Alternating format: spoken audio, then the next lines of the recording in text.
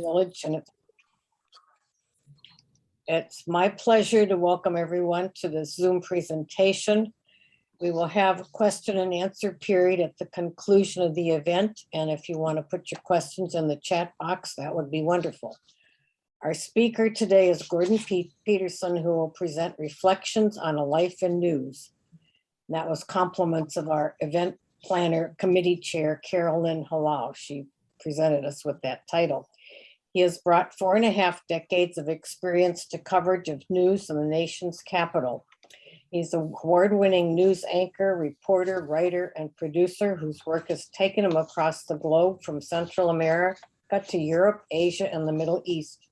For 25 years, Peterson served as moderator and executive producer of the Political Roundtable Inside Washington, which was broadcast in Washington, D.C. and many other major TV markets from coast to coast. Before coming to Washington, Peterson covered news and sports for then CBS-owned WEEI Radio in Boston, Massachusetts, and for the CBS Radio Network. He began his broadcasting career as news director of the CBS affiliate WNEB Radio in his hometown of Worcester, Mass. He's a graduate of the College of the Holy Cross and attended Georgetown University. And it's my pleasure to introduce Gordon Peterson. Thank you very much, Janet. Good evening, neighbors. It's so nice to see you here. Very kind of you to invite me to join you this evening. I'll just try to give you a little bit of my background, such as it is. The late David Brinkley once said that in television, even when there is no news, we bring it to you as if there is news. Today, in the era of cable television and social media, that's never been more true. We're besieged by thousands of voices from many directions. And the challenge for us is to determine which voices are true, which voices are honest, which voices are there to mislead and confuse us with, shall we say, alternative reality. So the days of being spoon-fed the news through the 3 networks and reputable newspapers and local television stations across the country are long gone. In my case, my first exposure to the news, to journalism, was as a small boy growing up in Worcester, Massachusetts, which was then an industrial city about 37 miles and light years from Boston. We had a morning paper, the Worcester Telegram, an afternoon paper, the Evening Gazette. The Telegram and Gazette Company owned a radio station, which was affiliated with NBC, and together they represented the journalistic heartbeat of the city. In fact, they kind of ran the city, to be honest with you. Now, there was a scrappy little radio station in town, it was a CBS affiliate, that managed to give the big guys a run for their money. And that's where I got my first job. I had no experience after I got out of the Marine Corps, none. And they hired me for $75 a week. And what a gift it was. And so one of my jobs was, they broadcast the city council meetings and the school committee meetings. And one of my jobs was to cover those meetings. Now, for a lot of reporters, those meetings are the nights and days of the living dead. But for me, they were fascinating. I just thought it was just wonderful to figure out how people govern themselves and how they figure out which streets to resurface and how much money to spend on the resurfacing and things of that nature. And I also started a midday interview program at that point. And politicians, local and state and even national politicians coming through town would stop and I would interview them. And sometimes I would interview a non-politician. For example, the late, great middleweight boxing champion, Rocky Graziano, stopped in one day. And so I spent a whole day with him. And we had a 7-second delay in case some profanity slipped through. And in Rocky's case, that was absolutely necessary. One of the people I interviewed in that program was a delightful gentleman by the name of Thomas Boylston Adams, who was a direct descendant of, yes, the Adams family. And he was running for the Democratic nomination for the US Senate as an anti-war candidate. This was in, I guess, about 1965. And his target was the U.S. Senate seat being held by the Republican Senator Ed Brooke, who was black. And by the way, Thomas Boylston Adams didn't make it. But I have a picture in my phone of interviewing Thomas Boylston Adams and his wife. And in the middle of this frame, there's a fellow sitting in the back with a crew cut. Excuse me. He's wearing a white shirt and a dark tie, and he's got a dark suit. And his name was Abbott Huffman. Abby Huffman was the Central Massachusetts coordinator for Thomas Boylston Adams. Abby went on to become the leader of the Yippie organization with Jerry Rubin. He wrote a book called Steal This Book. And from time to time, he would show up and I would interview him. Until one day he walked in with a big button on that said, bleep censorship, and the word wasn't bleep. And at that point, the general manager and I decided maybe it's time to give Abby a break and move on to other things. But my exposure at home, I was born in 1937. We had a big Philco radio console in the living room. And my family always had it tuned to CBS, and we listened to Ed Murrow and that remarkable team of journalists he assembled in Europe, including Eric Severide, William Shirer, Charles Collingwood, Bill Downs, Larry Lister, Howard K. Smith. These were the Morrow Boys, and we listened to them every night. It was very staticky, and sometimes it would drop out. But Morrow and his boys kind of invented broadcast journalism. Morrow went to Europe not as a journalist. He went as the director of speech for CBS. He tried to join the Foreign Correspondents Association in London. They wouldn't take him because they said he wasn't a journalist. Well, then came the Anschluss in Austria, and he knew they had to start talking about this, so he created this organization. Anyway, if you want to read about this, there's a wonderful book called The Morrow Boys by Stanley Cloud and Lynn Olson, Washingtonians, that tells the whole story, and it's just a great book. Now, I spent 50 years in the news business, most of it in television, little newspaper work, some radio.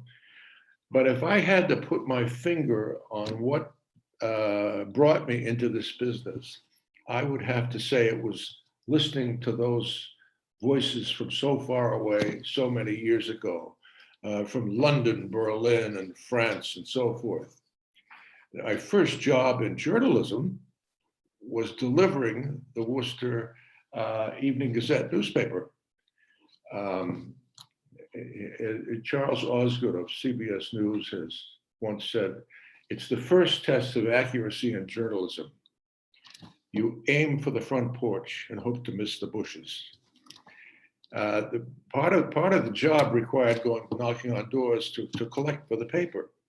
And I think another benefit of that job was it convinced me of the fundamental decency and honesty of most people, because I don't recall anybody stiffing me for the paper. Sometimes they say, "Oh, I don't have it this week. Can you come back next week?" But ultimately, everybody paid, and it was just a great experience. I used to deliver the Sunday Worcester Telegram papers, and that was a tough experience because it's a very heavy paper. And we had three deckers, three-story houses. And anyway, in December of 1991, I took a television crew to Pearl Harbor for the 50th anniversary of the Japanese attack.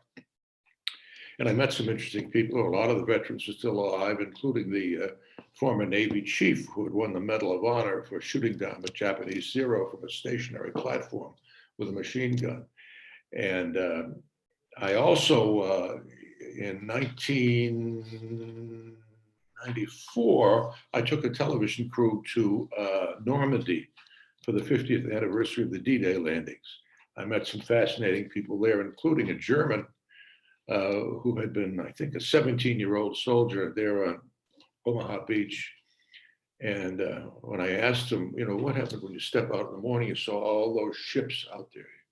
What did you think? He said, "Oh my God, I thought I was going to die." So I said, well, you were captured? He said, yes. I said, were you in a prisoner of war camp? He said, no. I said, well, what happened? He said, well, I was a roofer and there was no roofs left. So they put me to work right away. When I got back, one of the young people on our staff said to me, she asked me, did you fight in World War II? And I said, well, no, I was 3 years old when the Japanese attacked Pearl Harbor, and I tried to volunteer, but my mother wouldn't sign for me. And the kid said, oh, that's all. Oh. So we're not talking about a generation gap here. We're talking about a generation chasm, okay?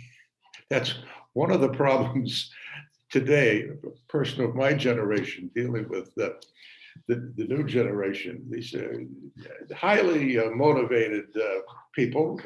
They're wonderful people, and they work very hard. But we live in a different universe right now, especially with social media, which is as far as I'm concerned, it's a great gift in terms of research and all that, but it can be very, very, very dicey. We had a lecture when I was working at Channel 7 from somebody in social media when it first came online, and the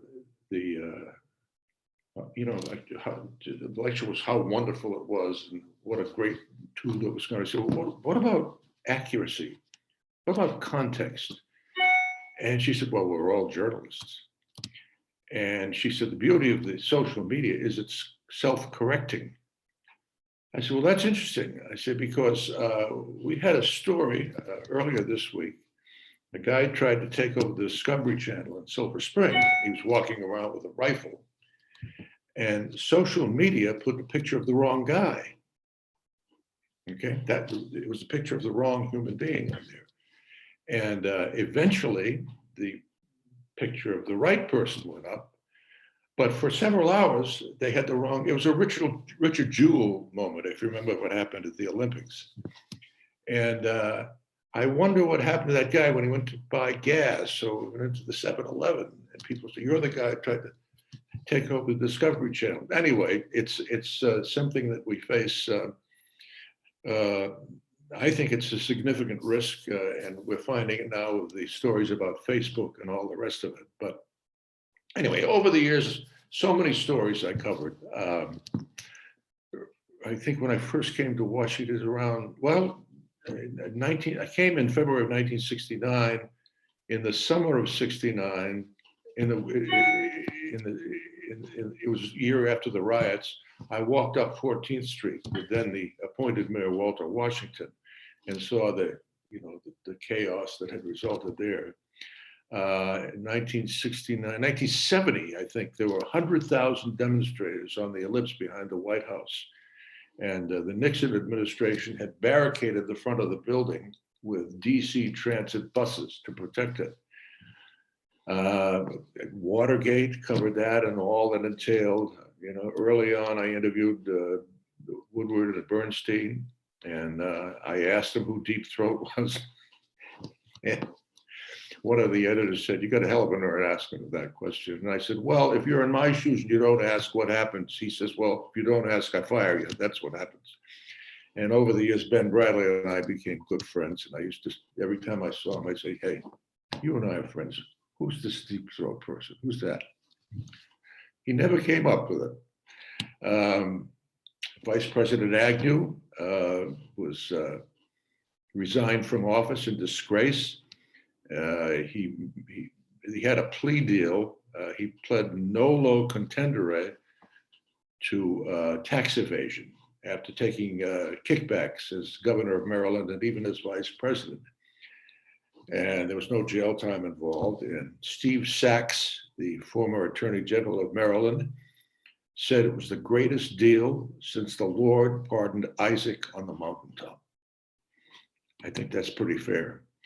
Ann reminded me the other day that I was inside the White House when inside the Reagan White House when the Challenger blew up.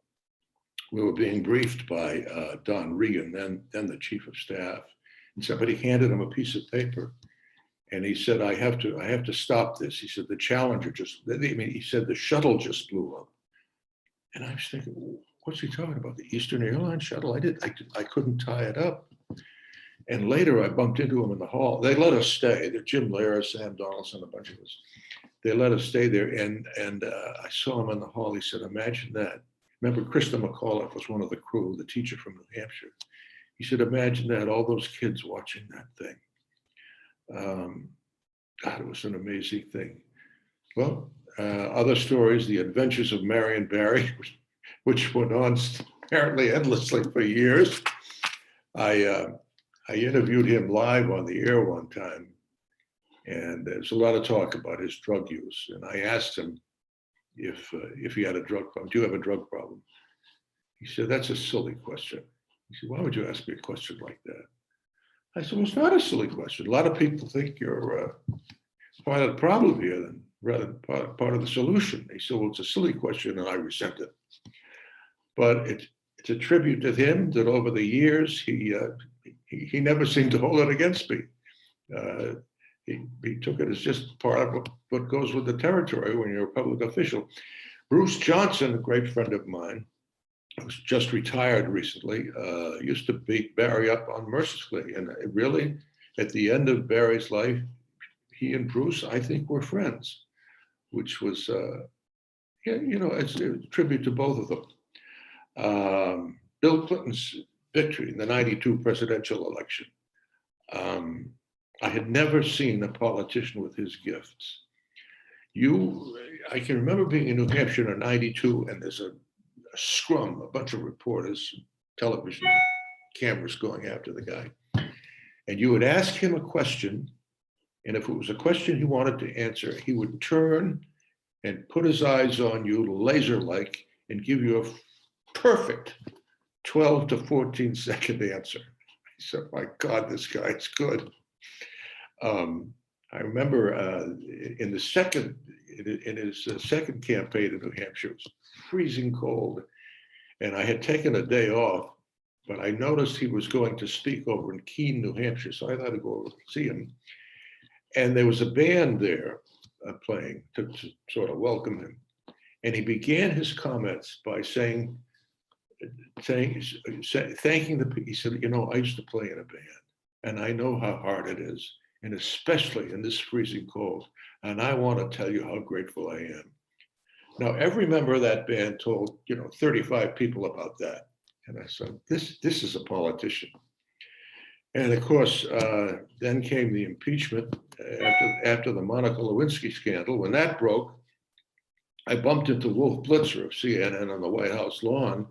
And I said, what do you think? What's going to happen? He said, he's toast. That seemed logical to me, but how wrong we were. After he was impeached, his approval rating went over 60%. That's how much we knew. The Beltway sniper, what a story that was. People crouching down. Some of you probably did yourself by their cars when they were pumping gas.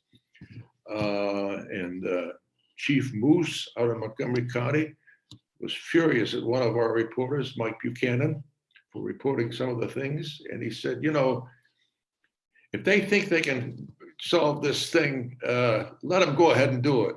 And I thought, well, they're getting more right than you are, Chief. Gary Reels, one of the great police reporters of this town, had been saying it was not a white van, as the chief had been reporting, but it was either a dark blue or maroon Chevy Caprice. And it turned out to be a dark blue Chevy Caprice. Now another thing, I can go on and on with the stories, but 9/11,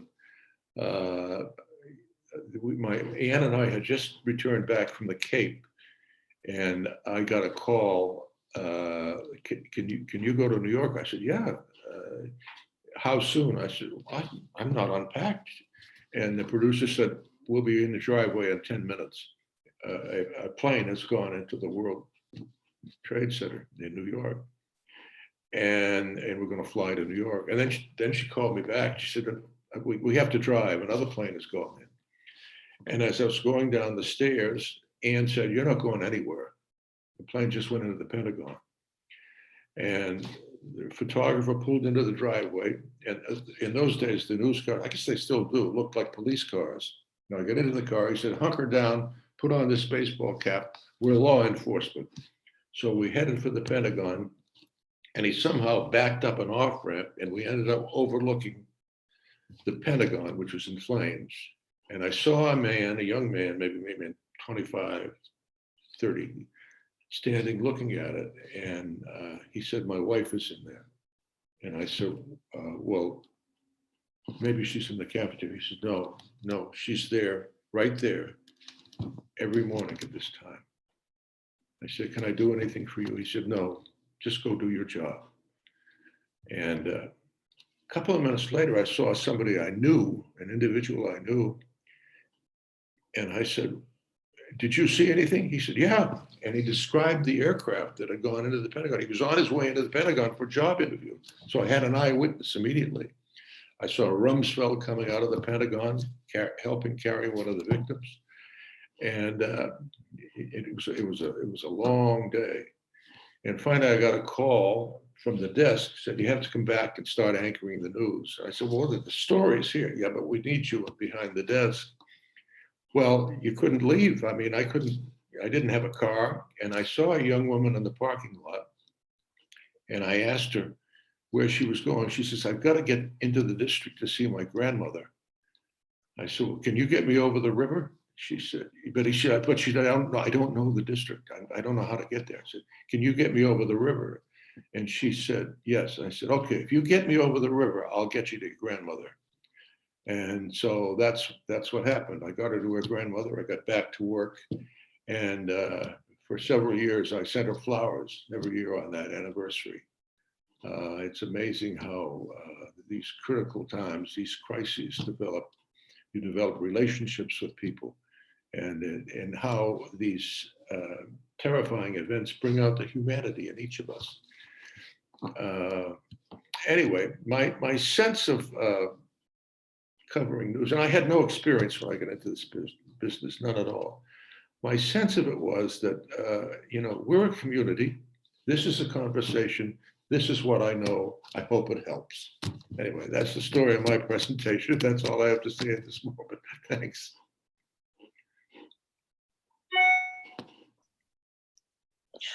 Do you have some questions in the chat box? Let me start here. Every Saturday evening, I think I have to turn on Gordon Peterson's show only to realize, nope, miss you a lot. Not a question, but a beautiful comment. Another question, can you help us make sense of the workings or lack thereof of the current Congress? I've never seen anything like it. It's appalling. It's absolutely appalling, and it's very sad. And I have to tell you that I fear for our country. I really do. Ann, my wife Ann, came to work in Washington. Former House Speaker Tip O'Neill brought her here, and I remember Tip O'Neill and Bob Michael would fight things out on the floor of the House, and they would play cards at night. You would go into the House dining, you go by the House dining room, and Republicans and Democrats would be having lunch together, teasing each other, and they would get things done. You go by I hadn't been up there for a while, but the last time I was up there, the House dining room was empty. The people are eating at their desks. They're not even, they don't even have, they don't stay in Washington. They sleep in their offices. They come in on Tuesday, go home on Thursday. And I make no sense of it. I mean, we've got critical stuff to be done here. We've got infrastructure problems, terrible infrastructure problems. We've got the voting rights issue. They can't even agree on that. I mean, what is more fundamental to our democracy than the right to vote? There's nothing more. It doesn't matter without that. Without that, we don't have a democracy. It's just a word.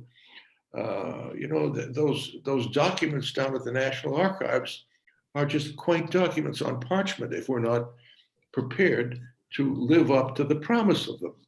Anyway, speech is over. Sorry. There's a Lovely speech. On Inside Washington, were relationships among veteran reporters always as collegial as they seemed?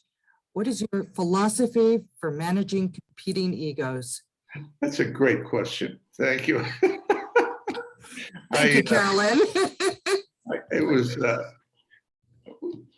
when we find the last crew we had consisted of Charles Krauthammer, Nina Totenberg, Evan Thomas, Mark Shields, Colby Kings, and occasionally Gene Cummings of the Wall Street Journal and some other great people. But anyway, Mark Shields had been on a CNN program called The Capital Gang. When that died, I said, okay, here's our shot. And I had known Mark Shields. Ann and I had known him. He hadn't known him a lot longer than I had. But I called him and would you be interested in doing it? And he said, yeah. And I said, well, we pay. I think the princely sum was $300 a week or something. He said, I don't care what it is. So we had a wonderful producer at that time named Tina Galan, who was responsible for putting Washington Post reporters on television and radio. And she was very friendly with the guy who brought me to Washington, and she had at one time run the Post Newsweek broadcast bureau here in Washington. Anyway, she said, I don't think this is going to work. I said, why not? She said, well, because it'll be very tense with Charles Krauthammer and with Mark Shields. I said, I don't think so. I'll tell you why. They both are passionate baseball fans, and they both have great senses of humor. And anytime it gets a little sticky, that's exactly where I'm going. And that's pretty much the way it worked out. At one point, we were having a conversation about Chris Christie before he had the weight reduction surgery. And Mark said, I'm the last guy to talk about anybody's weight, okay? I admit that. But he said it took Chris Christie longer to get out of that SUV than it took the Russians to get out of Afghanistan. And Charles Krauthammer says, that's it, that retires the cup, I can't compete with this. And every week I would get a call from some guy in Virginia that said, unless you get rid of Mark Shields, I'm not watching anymore. Every week. Every week I'd get a call from a woman on the West Coast who would say, unless you get rid of Charles Krauthammer, I'm not going to watch anymore. And I figured, well, I must be doing something right. All right, Wally has a couple questions here. How was it working with Max? And second part, who was the most interesting, fun person you've ever worked with? He has his own answer. Max Robinson was really an interesting relationship. And I'm going to tell you how that's happened. I came to Washington. I had a great job in Boston, and the CBS vice president who hired me said, there's a guy in Washington wants to talk to you. He said, he's like, now I'd only been in the business like, 3 or 4 years. He said, he's like you. He thinks he's invented the medium. And he was currently, at that time, he was the Washington producer of the Cronkite News. And Kay Graham had hired him to take over the news operation at WTOP Radio and TV. And she wanted him to put an all-news radio station on the air, which became WTOP Radio News, All News Radio. And so I flew down to talk to him. And, I needed a teacher because as I say, I was making this up as I went along, and I knew this was a guy I could learn from. And he offered me a huge cut in pay, and I took it. And I've never been very smart about money. But at one point he called me, and this is the kind of teacher he was. He came up to me one day and he said, did you write this piece of news copy? And I looked at it and I think, yeah, this is pretty good. I said, yeah. He said, what in the name of God was going through your mind when you wrote that? Yeah.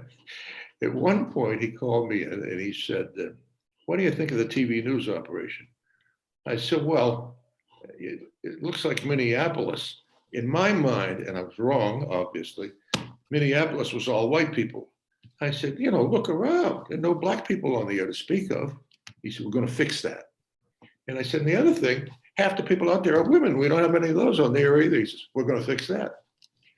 So he called me in one day and he said, I'm going to have Max Robinson anchor the 6 and 11 news. And I said, that's a great call. And Max grew up in segregated Richmond, Virginia, and his first job in television was reading the news over a slide. Okay, you never saw his face. And one day in Richmond, he removed the slide so people could see what he looked like, and they fired him. He went to work over at WRC, and he did some interesting documentaries on the other Washington, the African-American Washington. And he was hired at Channel 9, and Jim decided to make him the principal anchor. And I thought, God, that's a great thing. And he said, I want you to anchor with him. I said, whoa, wait a minute. That's not what I do. I'm a street guy. I'm coming home every night reeking of tear gas and loving it. That's what I do. He said, I'll make a deal with you. If you sit there during the sweeps, the rating periods, okay, and when we're out of the sweeps and not worried about ratings, he said, you can cover anything you want. He said, I'm not talking about 2 trips to Paris a year, but I mean, you can go. I said, well, I want to do politics. He said, okay. And that was the deal we made. And it worked fine with Max. And we had a great relationship. And I really learned a lot from him. Now, here's a guy I grew up in Worcester, Massachusetts. You know, I had one friend who was African-American, an older man, had been in World War II, lived up the street. And here's Max growing up in segregated Richmond. And so I learned so much from him about the pain and about the suffering and the sense of alienation our African-American brothers and sisters feel.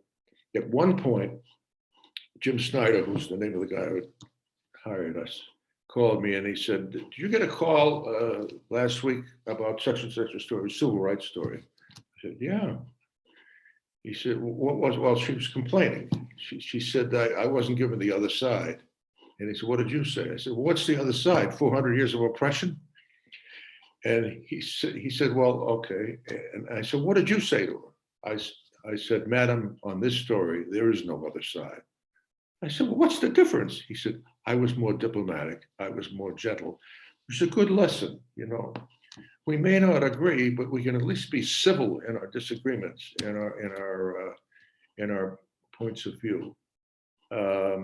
So working with Max was a great thing, and I was sorry to see him leave because I didn't think that triumvirate that Ruth Arledge put together was going to work. Remember, he had Max in Chicago, he had Frank Reynolds in New York, and then he had Peter Jennings doing the international stuff, and it didn't work. It didn't work. And when Max died, his brother Randall asked me to speak at his memorial service at the Shiloh Baptist Church, and I did. And I'm just sorry it didn't work out for him because he was a good guy. He's a very gifted artist. He's a very artistic guy. Now, the other part of the question was, who's the most interesting person you ever worked with? Well, you know the answer to that. It was Glenn Brenner. And Glenn Brenner he had been a minor league ball player for many, many years. He had one season up with the Mets. He was a pitcher. And he was a little wild. He hit a guy on deck circle one time. And I noticed he was writing with his left hand one day. And I said to him, you're left-handed. He said, that's right, Scoop, I'm left-handed. What about it? I said, well, you throw with the right hand.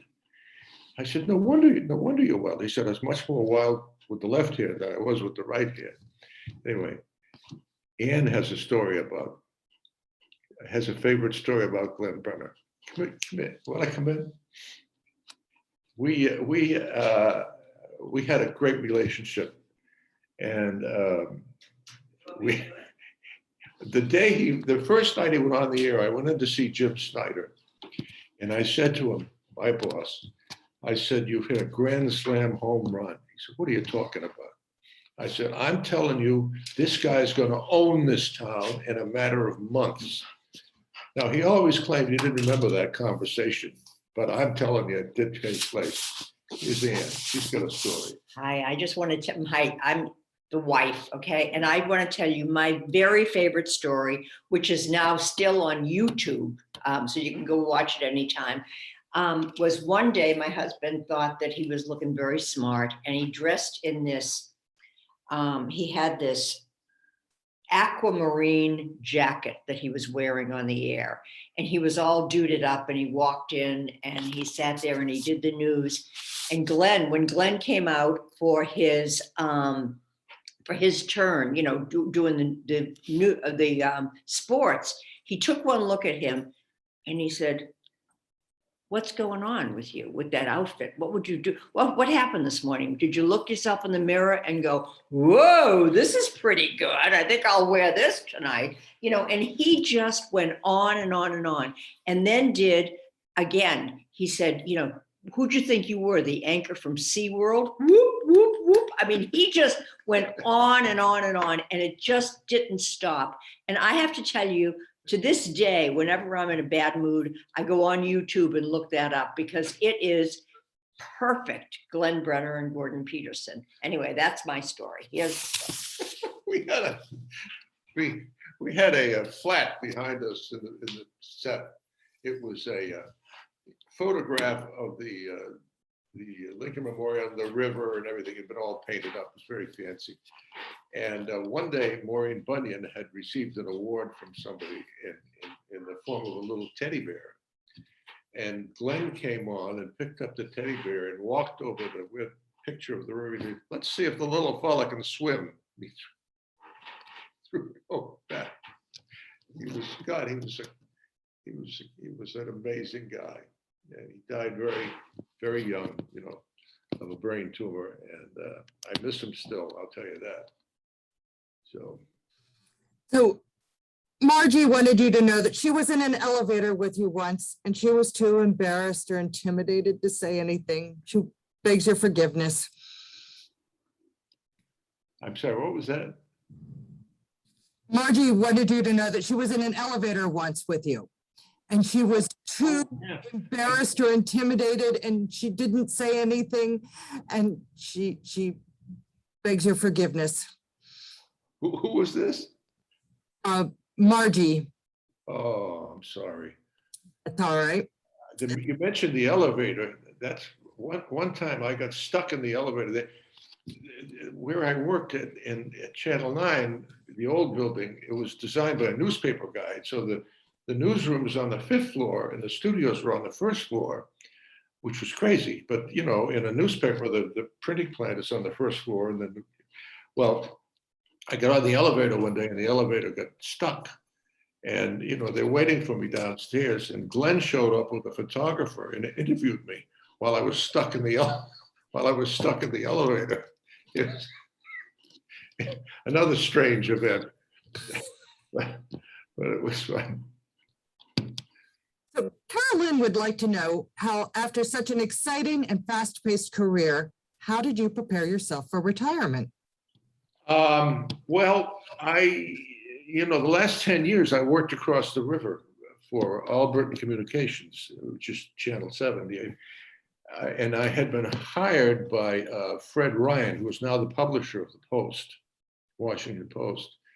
And he had come after me a few years before, and I wanted to bring Inside Washington with me, and they didn't have a place for it. And then he made it. The second time we talked, he said, "Yeah, we'll make it." So, okay, let's do it. And Ann had been telling me that I didn't realize how tired I was, because working nights and go out and covering news and everything. So I was only going to have to do the early news with Maureen Bunyan. And I had other friends over there. And so it worked out pretty well. And I had a great 10 years. My number one boss was a guy named Bill Lord, Army veteran of Vietnam, who had been a Middle East correspondent for NBC News. Really good, sharp guy, knew what he was doing. And in fact, I went in to pay him a compliment one time toward the end of my time there. And I said, I've had two great bosses and you're one of them. He said, "Yeah, that's because I let you do anything you want." I said, "Well, that's the formula." Yeah. So You know, I didn't, when Robert sold his properties to Sinclair Broadcasting, I didn't want to work for Sinclair. So I just said, I'm not going with the furniture. Thank you very much. I'll see you later. You know, and that was the end of 2014. And I was not exactly a spring chicken then. So, you know, I'd crossed the river when I was 67. So I think it was about time to pull the plug anyway. So Janet wanted to know, are you still in touch with Maureen Bunyan? And what? Yes, we saw her a couple of weeks ago. We had a little reunion out in Virginia at Allison Starling's house and Peter Alexander's house. They're married, and she looks great. She gets involved a lot of women in journalism things, and she's you know, still beautiful, still smart, and we text back and forth a lot. And we've been great pals all these years. You know, Maureen was born in Aruba, so technically she's a Dutch citizen. And a few years ago, the government of the Netherlands knighted her. So we call her Lady Mo when we see her. So that's the story. I had Lady Mo.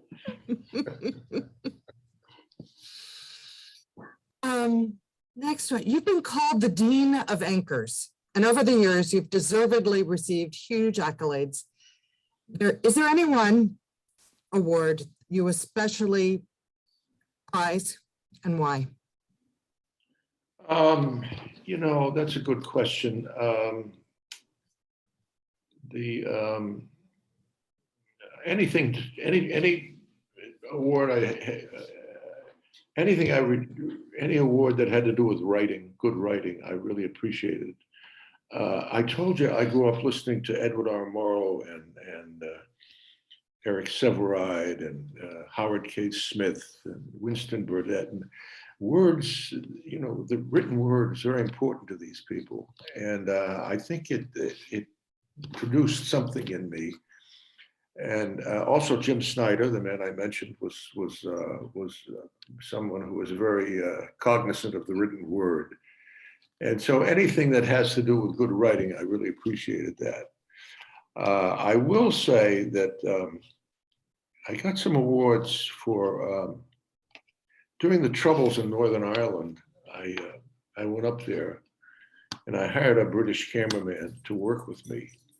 And I spent a lot of time talking to the kids. I was wondering what the impact of that violence had on these kids. And I interviewed a youth worker named Duncan Majori. He said, they're not kids, they're little midgets. They're little old men and little old women, and they never get a chance to grow up. And after the Good Friday Agreement, about 19 years later, I went back and I was able to talk to some of the same people. And I found Duncan Majori again. And I said, what's the difference? He says, they're getting a chance to grow up now. They're getting a chance to become human beings again. And they still have these communities, these Protestant and Catholic communities are divided by something called peace lines. And, you know, in those days, you never crossed over because it was dangerous. If you went to Derry or Londonderry, to let's say a shopping center, and you said, what's the name of this town? And the person said Londonderry, you knew it was Protestant. And if the person said Derry, you knew it was a Catholic. And these kids that you talk to could give you 800 years of history in this sectarian violence, which seemed so absurd, you know, but I guess it's better now. It certainly was when I went after the Good Friday Agreement. And I don't think Bill Clinton gets enough credit for his role in resolving that what they call the troubles up there. Anyway. Someone wanted to know, what television news programs do you watch? Not many, to be honest with you. I look at Judy on the News Hour, and if I'm around at noontime on MSNBC, I'll watch Andrea Mitchell, who's an old pal of mine and who's a real pro. You know, I mean, she just calls balls and strikes, and that's it. And quite frankly, I can't watch the network news programs very much because it's like 5 minutes of so-called hard news, and then they go into the soft stuff, and it just I don't know. Mostly I read. I read an awful lot of news on time online. Washington Post, New York Times, Boston Globe, the Daily Beast. I mean, I read all kinds of stuff. I read the New Yorker, and there's some great political stuff in the New Yorker. Anything I can get my hands on that has to do with politics, I like. But yeah, and interesting thing about the newspapers, though, I don't know if you noticed, but newspapers, especially the Washington Post and the New York Times, are putting more and more video in their product, on their online product. They have producers, they have correspondents, and you'll be in the middle of a story, and boom, you can see a soundbite from the individual they're walking about. So it's all kind of coming together. The other thing we ought to talk about, if you're interested, is how the technology has changed. In the days of Murrow, they had radio, which was something new, and they had to try to figure out how to get to a transmitter when they wanted to broadcast from London or Berlin or wherever they were. When I came on board, we shot 16 millimeter film that had a magnetic track on it, and it had to be processed. And sometimes the film would be lost in the processor, but once it came out, you had to edit it on a reel-to-reel situation. You used a grease pencil to mark it, and then you cut it and glued it and all that. And it was very time-consuming. And if you were out of town, you had to get it to an airplane and all kinds of stuff. And we had a courier, a wonderful woman named Jeannie Carlisle, who rode a Harley Davidson motorcycle and had a mouth like a Marine, and she would run the film back to the station and all that stuff. Then when we went to videotape, it was much more forgiving because you could. Let me say something about the film. The soundtrack and the video on the film did not match. So if you cut on the video, if you cut on the sound, there'd be jump cuts in the video. So you had to do an A roll and a B roll and sometimes a C roll to cover it. Well, when videotape came along, that was much easier. You didn't have to worry about that. And then we came up with the satellite dish. So you could go to a point, a feed point, and feed from wherever you were in New Hampshire or down in Virginia or wherever, and bounce it back to the station. And now we're digital. I mean, the last time I covered a New Hampshire primary, the photographer had something with like live view. He carried literally a backpack, and we were able to transmit live from, I guess, wherever I was, Manchester, New Hampshire, to here, to Washington. And every once in a while, the signal would get a little marbled. They say, back up, go left, go right, clear it up. But in the digital world now, it's just remarkable. I mean, you can cover a whole story with this thing, in a pinch, which is just amazing to me. And sometimes I learned to actually run this thing right. So, but I'm not very good at it. We have some wonderful volunteers who help with tech work if you need it, but we had another question. Do you still play piano? No, I know my hands are not what they used to be. So, years ago, we had a dog named Duffy who used to sing when I played the piano. And he was a snob. He wouldn't sing rock. He wouldn't sing if there's rock and roll. He wouldn't sing country and Western. He liked World War II era songs, Nightingale sang in Berkeley Square and stuff like that. And he loved opera, stuff like that. So, somebody put their dog on television, and Ann kept bugging me to have Duffy sing. See? So I did a Christmas story. He sat up on the bench with me, and I played some Christmas carols, and he sang. And oh my God, the response was huge. And every year I'd start getting calls in October. you're going to put the dog on this Christmas. So, but that was the end of my public piano performance. Another question. I noticed that Glenn just loved giving the Laurel race results. Perhaps not true? I don't remember that very well. I know that he didn't like hockey. He hated hockey.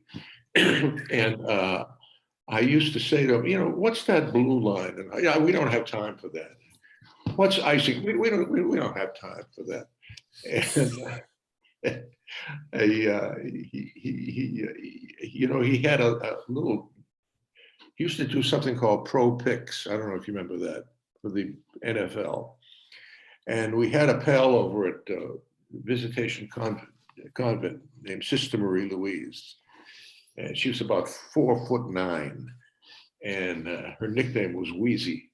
And she used to do the Pro Picks for him as well. She was a cloistered nun at Visitation. And he'd say, well, who are you picking this year? I'm picking the Saints, but not for the reason you think.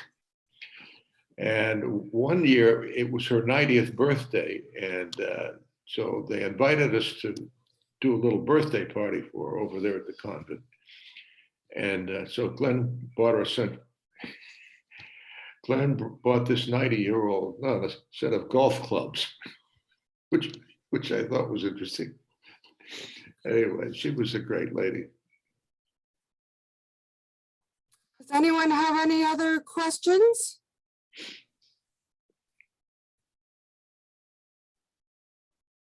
Yes, I wrote one, but you haven't seen it. Okay. Please share it with us. I'm sorry, I didn't hear that. I didn't hear the question. About spotting talent.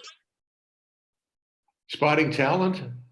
So I'm Oh. asking as an example, what did you see in Glenn Brenner that made you think that he was going to be a major star? What? Oh, because he was just he was 6'5". He was a 6'5" 225-pound Huckleberry Finn. That's what he looked like. And there was just something about him and the chemistry between us. I just knew this guy was going to work. And if he had lived, he would have been the host of a late night, I'm sure, late night network show. He was that good, and he was that funny. And he was irrepressible.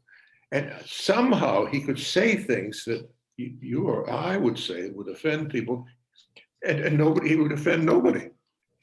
That was his gift.